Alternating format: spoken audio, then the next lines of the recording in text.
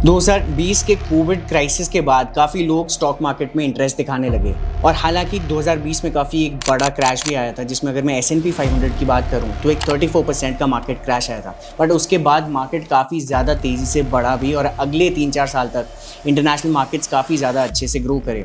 अगर मैं स्पेसिफिकली बात करूँ इंडियन मार्केट्स की, तो इंडियन मार्केट्स भी काफ़ी बूम करे और इसकी वजह से लोग काफ़ी ज़्यादा अपने डीमैट अकाउंट्स खुलवाने लग गए।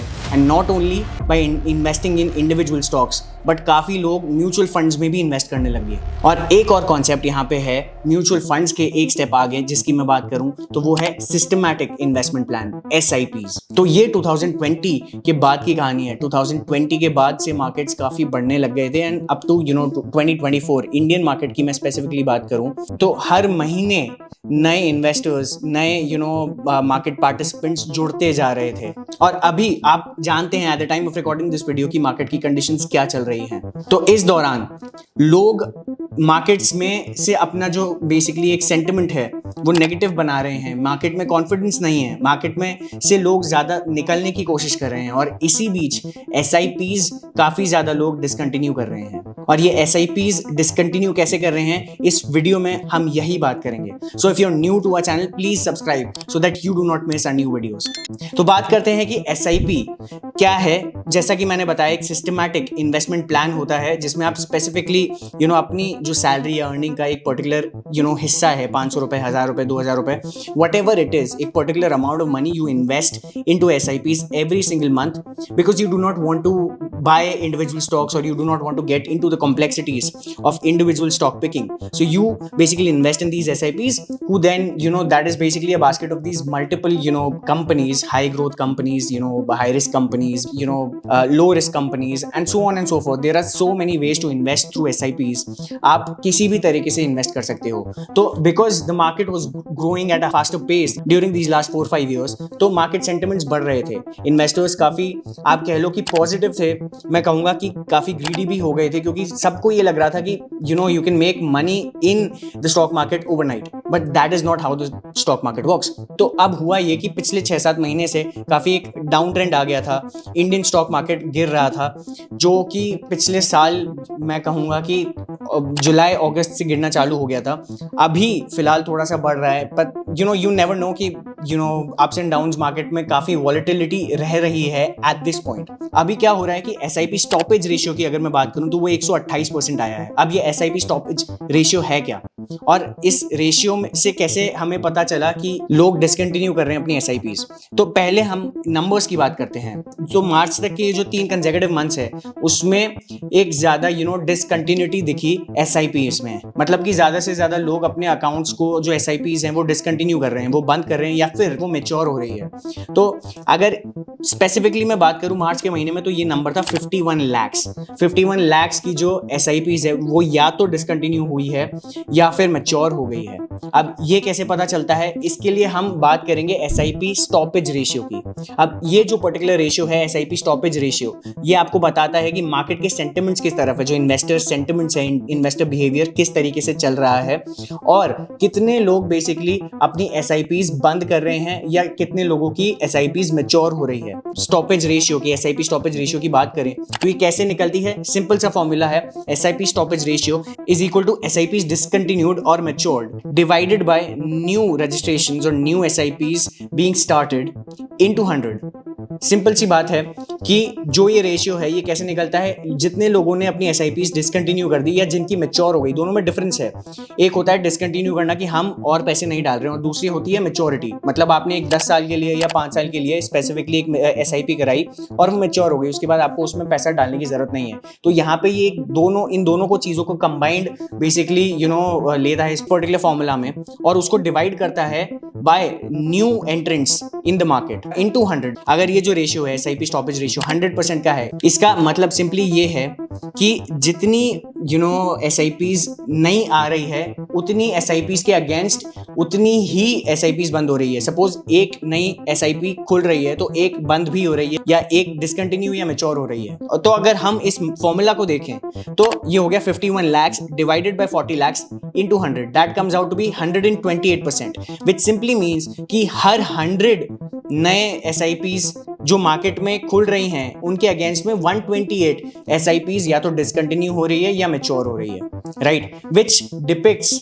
कि एक नेगेटिव सेंटिमेंट मार्केट में बन गया है क्योंकि ज्यादा लोग डिसकंटिन्यू कर रहे हैं या ज्यादा लोग की जो SIPs है वो मैच्योर हो रही है। तो अगर हम बात करें क्या एक्चुअल में लोग मार्केट से एग्जिट ज्यादा ले रहे हैं, तो अगर हम SIPs की बात करें, पिछले मार्च की जो नंबर्स हैं वो लगभग 25,926 करोड़ के SIPs में इन्वेस्टमेंट आए थे एज कंपेयर टू 25,999 करोड़ इन फरवरी। तो लगभग जो है 74 करोड़ का ये फिगर था, ये कम हुआ है, but that is not a big figure compare to the grand scheme of things. इतना ज्यादा इंपैक्ट नहीं पड़ा। लेकिन अगर मैं एक एसेट्स अंडर मैनेजमेंट की बात करूं, SIP एसेट्स अंडर मैनेजमेंट मतलब कि कितने SIP जो एसेट्स हैं, ये जो बड़ी बड़ी कंपनीज जो SIPs को मैनेज करती हैं, ये इंक्रीज ही हुआ है नंबर। तो ये लगभग 12.37 लाख करोड़ था और ये बढ़ के 13.35 लाख करोड़ हो गया मार्च में। तो इसका मतलब ये है कि जो एसेट्स अंडर मैनेजमेंट है SIPs में वो बढ़ गए हैं। बट ऐसा क्यों? सिंपल सी बात है कि ये जो अकाउंट्स डिसकंटिन्यू कर रहे हैं, SIPs डिसकंटिन्यू कर रहे हैं, इसमें से काफी एक मेजॉरिटी चंक जो है वो रिटेल इन्वेस्टर्स का है। वो इतना ज्यादा पैसा वैसे भी नहीं डालते SIPs में। तो ये जो एसेट्स अंडर मैनेजमेंट बढ़े हैं, हाईली लाइकली ये है कि जो HNIs हैं, हाई नेटवर्थ इंडिविजुअल्स, इनके इन्वेस्टमेंट्स बढ़ रहे हैं।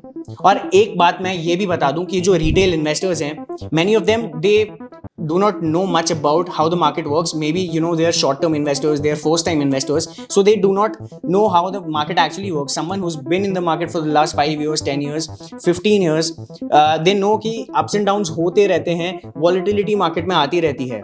तो ये जो high net worth individuals हैं, particularly them, they know how the market works and they know that this is probably the best time to invest in the markets because they are going to get more and more stocks and more SIPs at this rate, which is very very affordable for them and long term में ये उनको benefit ही देके जाएगी. That is why they are increasing their investments, whereas short term investors, new investors, they are scared.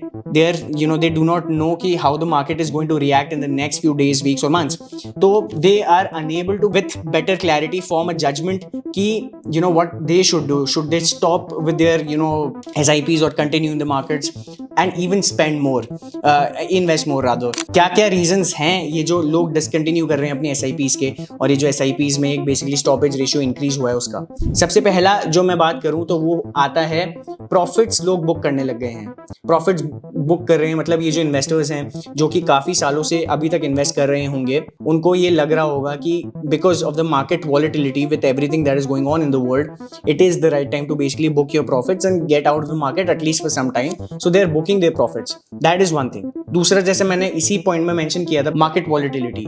इस वक्त पूरी दुनिया में मार्केट वॉलेटिलिटी काफ़ी ज़्यादा है and that is because Trump's tariff policies. पूरी दुनिया पे उन्होंने टैरिफ्स लगा दिए, फिर उनके रोज़ के नए नए स्टेटमेंट्स आते हैं कि कभी चाइना पे इंक्रीज होते हैं टैरिफ्स, कभी चाइना इंक्रीज करता है उन पे टैरिफ्स. तो this is something that is going back and forth between US and China at this point, and because of this market sentiments they do not know how to react. और इसमें काफ़ी और reasons भी आ जाते हैं, जैसे कि अगर हम पर्सनल फाइनेंसेस की बात करेंगे, बिकॉज दीज आर इन्वेस्टमेंट्स जहाँ पे वो मंथली जो भी इन्वेस्ट करते हैं वो स्टॉप कर सकते हैं.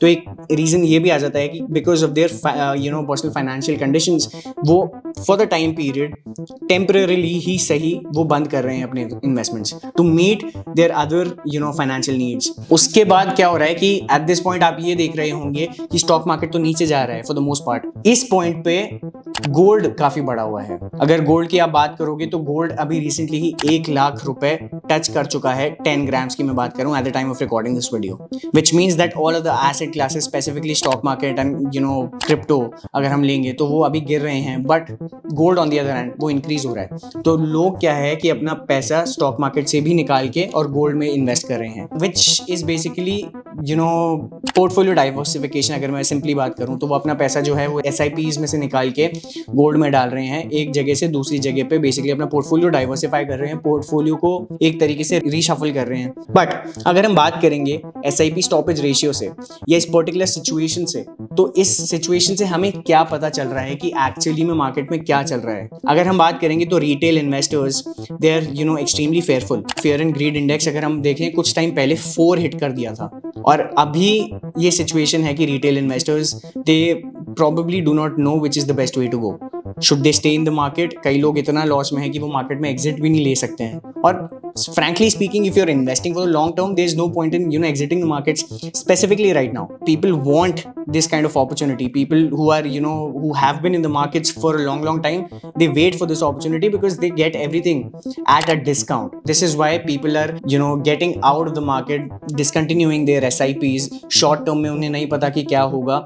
न्यू इन्वेस्टर्स काफ़ी ज़्यादा हैं. मार्केट सेंटिमेंट्स इस समय हिले हुए हैं, सिर्फ इंडियन इन्वेस्टर्स के नहीं बट पूरी दुनिया में इन्वेस्टर्स के, क्योंकि उन्हें नहीं पता कि मार्केट वॉलेटिलिटी किस तरफ बदल जाए कल को अगर ये जो ट्रेड वॉर है ये और ज़्यादा इंटेंसिफाई हो गई, या अगर जियोपॉलिटिकल कंडीशन ज़्यादा इंटेंसिफाई हो गई, तो हो सकता है कि और ज़्यादा मार्केट टैंक कर जाए. But we never know. हो सकता है कल को ये इंप्रूव हो जाए. हो सकता है कल को यूएस और चाइना के बीच में एक ट्रेड अग्रीमेंट साइन हो जाए जिसकी वजह से मार्केट्स फिर से ज़्यादा बढ़ जाए. तो उसकी वजह से हो सकता है कि SIPs वापस से लोग कंटिन्यू करने लग जाएंगे. With that being said, do you think that in the next 6 to 12 months we are going to see an increase in SIPs back again? Do you think that people will continue to keep on investing, specifically the new investors? They're going to return in the markets, they're going to stay invested in the markets? Let me know what you think in the comments below. Thank you for watching this video and have a great day.